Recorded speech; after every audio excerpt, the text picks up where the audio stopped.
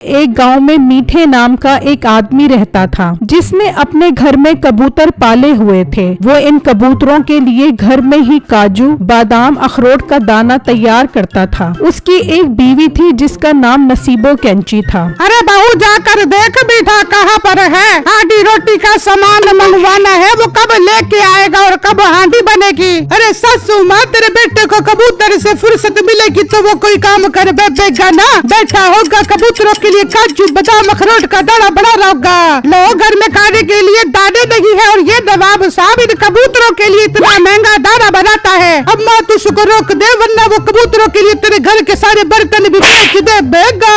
इसको तो मैं ठीक करती हूँ, तू जाए से बुला कर आ। फिर नसीबो कैंची मीठे के पास आती है। चल मीठे, तेरी माँ तुझे बुला रही है, चल जा जा के हड्डी का सामान लेके आ जा। ओ बेगम, तुझे नजर नहीं आ रहा? कबूतरों के लिए काजू, बादाम, अखरोट का दाना तैयार कर रहा हूँ। अम्मा को बोल जाकर खुद ही बाजार से सामान लेकर आ जाए, मेरे पास टाइम नहीं है। ठूस ठूस के इनके मुंह में काजू बादाम का दाना ठूस।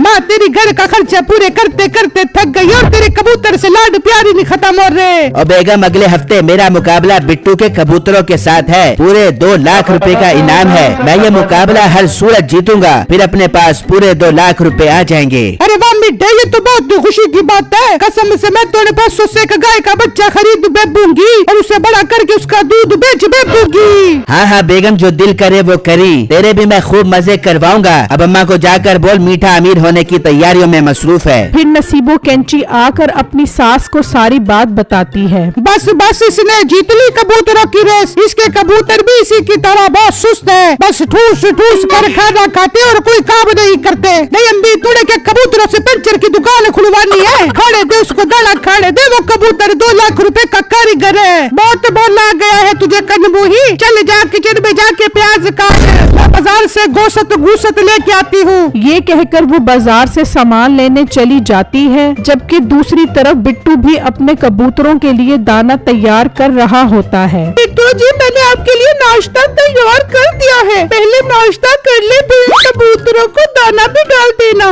नहीं नहीं बेगम, मुझे अपने नाश्ते से ज्यादा इन कबूतरों के नाश्ते का ख्याल है। पहले मैं इन्हें देसी घी और मक्खन का दाना खिलाऊंगा। जब इनका पेट भर जाएगा तो मैं आकर नाश्ता अपने पेट में डालूंगा। बिट्टू, आप हर वक्त इन्हीं का ख्याल करते रहते हैं, मेरी तो कोई परवाह नहीं है आपको। नहीं बेगम, ऐसी कोई बात नहीं है। तुम्हें तो पता है अगले हफ्ते मेरा मुकाबला मीठे के कबूतर के साथ है। फिर 2 लाख रुपए का इनाम जीतूंगा और तुम्हें बहुत सारी शॉपिंग करवाऊंगा उन पैसों से। ठीक है बिट्टू, इन्हें दाना खिलाकर आ जाए, मैं आपके लिए नाश्ता तैयार करती हूँ। फिर इस तरह एक हफ्ता गुजर जाता है और दोनों के मुकाबले का दिन आ जाता है। लोग भी मुकाबला देखने के लिए जमा हो जाते हैं। अच्छा, तो बिट्टू तुम ये गंदी नस्ल का कबूतर लेकर आए हो मेरे कबूतर से मुकाबला करवाने के लिए। मैंने इस कबूतर को पिस्ते, बादाम और काजू खिलाकर तैयार किया है। तुम्हारे कबूतर को तो ये 1 मिनट में हरा देगा। मीठे भाई, अपने कबूतरों पे इतना नाज मत करो। मेरा कबूतर बहुत सारे गोल्ड मेडल जीत चुका है। यह आपके कबूतर को सांस भी नहीं लेने देगा और 1 मिनट में सारी रेस जीत जाएगा।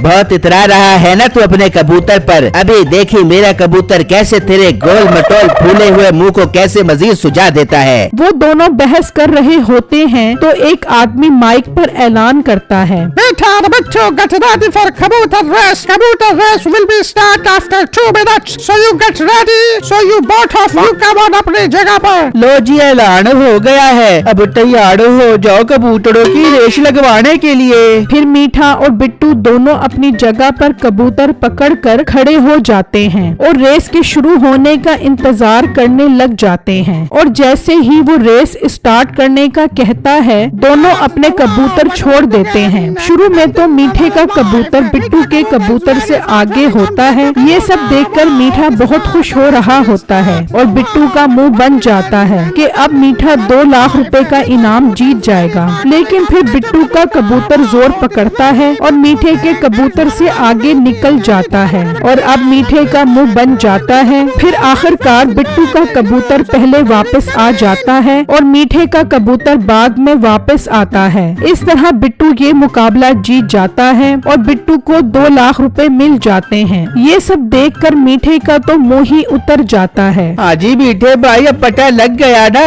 बड़ा आया था मेरे कबूतर से मुकाबला करने के लिए।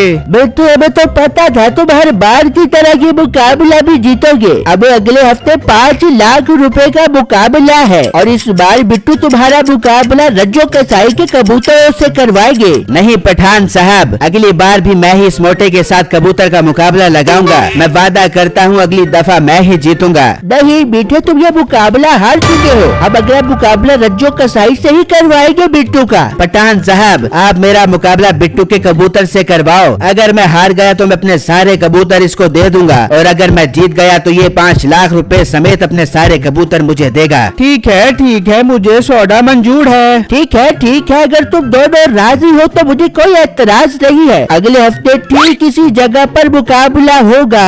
फिर वो अपने घर आ जाते हैं। लड़त तेरी शक्ल में मीठे, तू बिट्टू से मुकाबला हार गया और ऊपर से इतनी बड़ी शर्त लगा के आ गया है। कौन सी शर्त लगाई है इसने? अम्मी जान, इसने कहा है कि अगर मैं मुकाबला हार गया तो बिट्टू मेरे सारे कबूतर ले लेगा।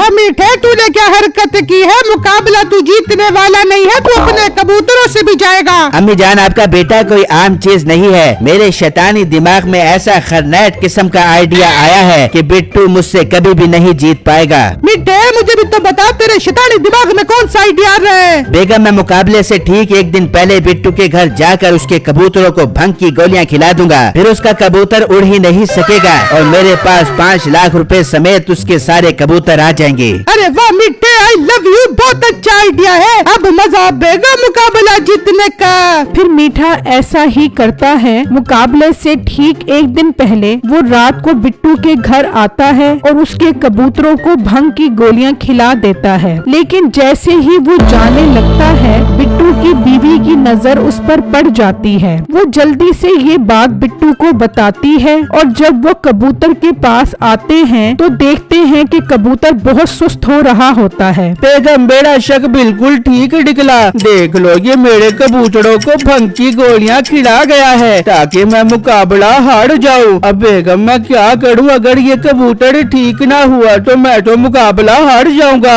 बिट्टू, आप फिक्र मत करें, बस इनके मुंह में नींबू का रस डाल देंगे, बिल्कुल ठीक हो जाएगा। वो ऐसा ही करते हैं। वो जैसे ही उसके मुंह में नींबू का रस डालते हैं, वो फौरन ठीक हो जाता है। फिर अगले दिन वो सब मुकाबले की जगह पहुंच जाते हैं। मीठा बहुत खुश होता है कि वो अब मुकाबला जीत जाएगा और फिर मुकाबला शुरू होता है। शुरू में मीठे का कबूतर आगे ही होता है, लेकिन फिर अचानक बिट्टू का कबूतर आगे निकल जाता है और वो वापस पहले आ जाता है। लेकिन मीठे का कबूतर रास्ते में ही ढेर हो जाता है। बिट्टू को पूरे 5 लाख रुपए मिलते हैं। अब बेटे, तुम ये मुकाबला हार गए हो। अब तुम अपने सारे कबूतर बिट्टू को दे दो। ठीक है पठान साहब, मैं देता हूँ बिट्टू को सारे कबूतर। पर बिट्टू, मुझे एक बात तो बताओ, ये तुम्हारा कबूतर ठीक कैसे हो गया? इसे तो मैं भंग की गोलियां खिला कर आया था। जी हाँ मीठे साहब, हमने तुम्हें भंग की गोलियां खिलाते देख लिया था। फिर मैंने अपने कबूतर को नींबू का पानी चटाया तो वो फौरन ठीक हो गया। अब शाबाश, अपने सारे कबूतर मुझे दे दो।